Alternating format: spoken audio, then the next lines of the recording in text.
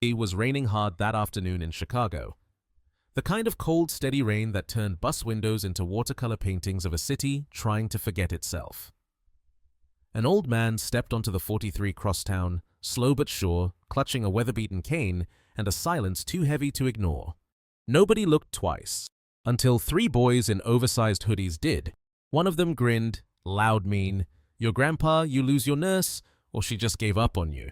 The others laughed like they were on stage. The man didn't flinch, didn't blink, just took his seat, eyes forward as if the rain outside mattered more than their noise. They thought he was weak. What they didn't know, what no one on that bus knew, was that 40 years ago, this same man once stared death in the face and didn't blink. Then the bus lurched forward with a groan, tires slapping puddles like irritated sighs. Inside, the usual symphony of city life played on clicking phones, half-finished coffee, the low murmur of people trying to be anywhere but here. The old man sat quietly in the middle row, his hands wrapped gently around the handle of his cane like it was more memory than wood. The boys weren't done. "Man, he ain't even blinking." "You think he's alive?" one of them whispered, just loud enough. The kid in the gray sweats leaned back. His legs sprawled across the aisle like he owned it. The ringleader, tall, wiry mouth full of bravado, twirled a lollipop between his fingers like a knife.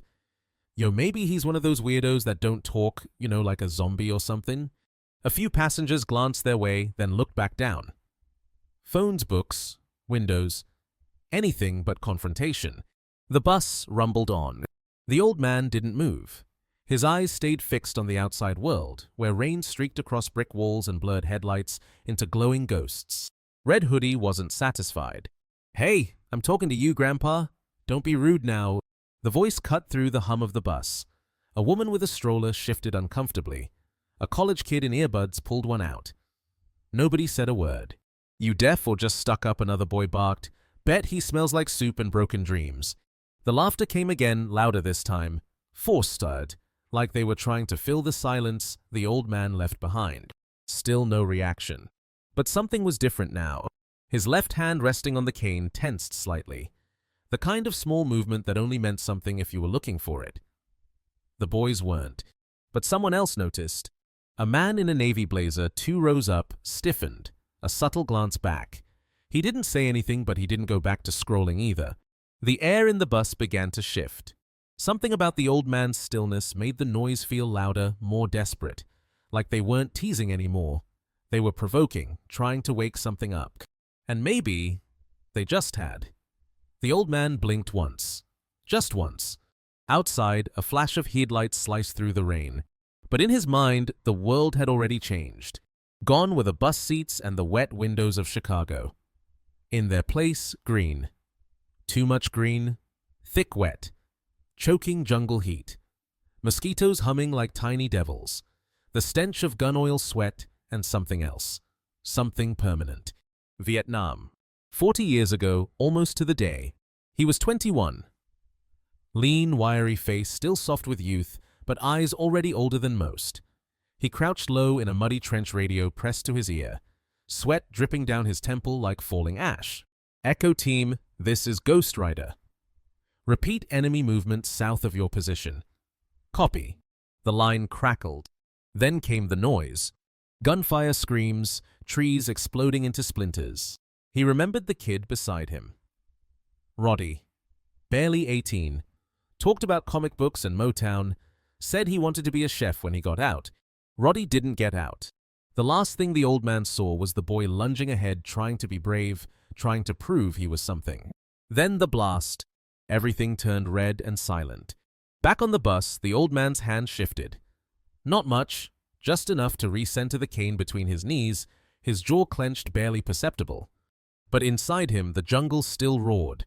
He had carried Roddy's body for 3 clicks through leech-filled water and sniper shadows, not because he was ordered to, but because the boy's mother would never forgive the military envelope that said, "Missing." That weight never left. And now some punk with wet sneakers and a sugar high wanted to test him. He inhaled slowly through his nose, grounded himself in the hum of the bus engine, felt the vibration of the road beneath his boots. Smelled the rain, the city concrete and life. But the battlefield didn't disappear. It never really did. It was there in every subway crowd, every loud noise in the night, every young face too proud to be scared. Roddy had that same look. So did the boy in the red hoodie. Too loud, too bold, too sure he had nothing to lose. The old man glanced at his cane again. Not a weapon, but a memory. Hickory wood sanded smooth, carved with initials near the handle. R.B. Roddy Bishop. The boy who died screaming someone else's name. The red hoodie kid leaned closer, swagger still intact, voice now louder, more performative than curious. "What's the matter, old man? You got nothing to say? We boring you?" Another fake laugh, another loud slap on the seat behind him. But the old man turned his head. Slow, deliberate. His eyes met the boy's. Not with anger, not even annoyance. Just the kind of silence that felt ancient, like it had survived too much to be broken by children. Then he spoke, low even. But every word landed like a gavel. "Respect," he said, "is a lesson some folks only learn after they've lost everything else." The laughter stopped. The boy blinked, confused for a second, then forced a smirk. "Oh, so you do talk?" "Look, I ain't trying to read a fortune cookie, Gramps. Just saying you acting like you too good for us." The old man didn't move, didn't blink. His voice dropped a note deeper. "You think strength is loud, you think real men bark and bite like dogs that never been leashed, but you're wrong." He paused. The air thickened. Strength is knowing when not to bite back. The boy's friends shifted in their seats. One of them muttered, "Yo, chill, man." But Red Hoodie pressed forward, pride starting to crack. "Why don't you show us what that strength looks like, huh, teacher sensei?" The old man didn't flinch. "I already am," he said. No one laughed now. People were listening. Heads turned without turning. Phones lowered. Even the driver's eyes flicked up to the rearview mirror. "You know what I've learned, kid," he continued calm, like a storm cloud too full to flash. "People who yell in rooms like this are terrified of being ignored, of being seen for who they are when the noise stops." The boy's smirk faded. Just slightly, his fingers tapped the seat edge, not a rhythm, just nerves. "You don't scare me," he muttered. The old man leaned in half an inch, not threatening, but steady. Direct. "I'm not here to scare you, I'm here to remind you." He let that sit. That one day, maybe not today. Maybe not even next year, you'll find yourself sitting in silence like this, praying someone doesn't answer back the way you just did. He leaned back again, spine straight, cane steady between his knees. The rain continued outside unchanged. But inside the bus, something had shifted. Even the air seemed to breathe slower. The boy opened his mouth but said nothing. Because for the first time that day, he wasn't sure he was still in control of the scene. The boy's fists were balled now. Not out of courage, but the kind of panic that shows up when your confidence slips and pride starts screaming for backup. He took a step closer. "Say all that again, old man. Go ahead. Let's see how much you talk when I'm in your face." The old man didn't rise immediately. He looked at the boy's sneakers first. Soaking wet mud on the sides. Untied.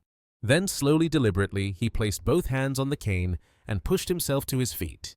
No rush, no drama. Just presence. He wasn't tall.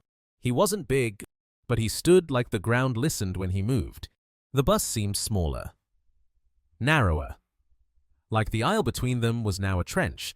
Passengers held their breath. The old man adjusted his jacket, brushed off a fleck of lint, then looked the boy in the eye, calm, steady, unafraid.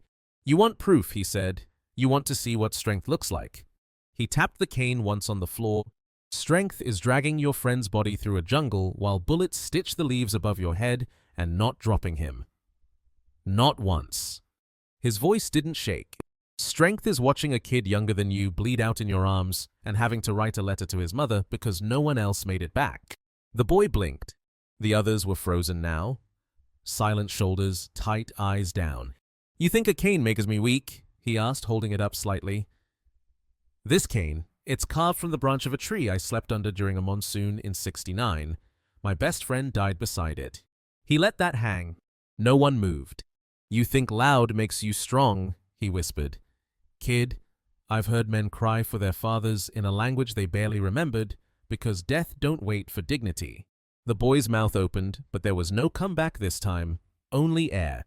The old man stepped forward now within arm's reach, but his hands never left the cane. "You ever bury 3 men in a hole you dug with your helmet?" he asked. "No, you haven't. So don't teach me about strength." His voice cracked just once. Not weakness, just truth. Raw and undressed. He stepped back again. Not in retreat, but in mercy. "I don't need to hurt you to prove anything. Life'll do that just fine, but maybe, just maybe, you won't forget this moment when it does." The silence was thunderous. Even the driver was still now, hands hovering over the wheel, afraid to interrupt something bigger than a route schedule. Then finally, the old man turned toward his seat, lowering himself slowly with the same reverence a soldier gives to a friend's grave. And all 3 boys, once lions, now sat like paper, folding in on themselves. The boy didn't speak. Not when the old man sat back down. Not when the rain got louder, drumming the roof like a heartbeat just out of sync. He just stood there, face flushed, fists unclenched, the swagger drained from his shoulders like water down a cracked sidewalk. Then came the voice. Not the old man's, not a kid's. A quiet, almost trembling voice from a middle-aged woman near the front. She didn't stand, didn't turn, just lifted her hand slightly off the seat. "Thank you, sir." That was it. 2 words. But they hit harder than any applause. The old man offered only a slow nod, eyes never leaving the misty window where buildings slid by like ghosts. A moment passed, then another voice, this time from the chubby kid in the backwards cap. He cleared his throat, but it cracked halfway. "Sir." He swallowed hard. "I'm sorry. We shouldn't have said that stuff. We were stupid." The old man turned just slightly. "You weren't stupid a beat. You were loud. There's a difference. Stupid can't be fixed. Loud just needs to be shown a better use for volume." The boy blinked, then nodded, eyes down. A ripple moved through the bus, subtle but unmistakable. A shift. Respect wasn't being taught anymore. It was being earned. The boy in the red hoodie still hadn't moved, still stared at the floor like it owed him an answer, but when the bus slowed for the next stop, he finally looked up just once at the old man. Nothing was said, but it was enough. The bus eyed to a halt. The doors opened with a hiss that felt louder than it should have. The old man stood, not hurried, not heavy, just steady. He made his way down the aisle. Every step measured, intentional, like he wasn't leaving a bus but finishing a mission. Before stepping out, he paused. No grand speech, no monologue. Just a single sentence spoken into the air, but meant for every ear that had been listening, whether they admitted it or not. "Every man has a war inside. Don't let yours start on someone else's peace." Then he was gone. Gone into the rain, gone into the city. But his presence remained. As the bus pulled away, nobody spoke. Not out of guilt, but because they were all still hearing his words, echoes of a war most of them had never fought, but suddenly understood a little better. Respect isn't earned by raising your voice or puffing your chest. It's earned in the quiet moments when you choose grace over ego, patience over pride. That old man didn't need to shout, threaten, or strike. He didn't need the room to fear him. He only needed them to see him for who he was, for what he had survived, for what he had carried. And in doing so, he showed everyone on that bus, young and old, what true strength really looks like. It's not volume, it's presence. Not dominance, but dignity. If this story moved you, share it. Let more people remember. Silence isn't weakness, and every soul carries battles you'll never see. Sometimes the strongest thing you can do is simply stay standing.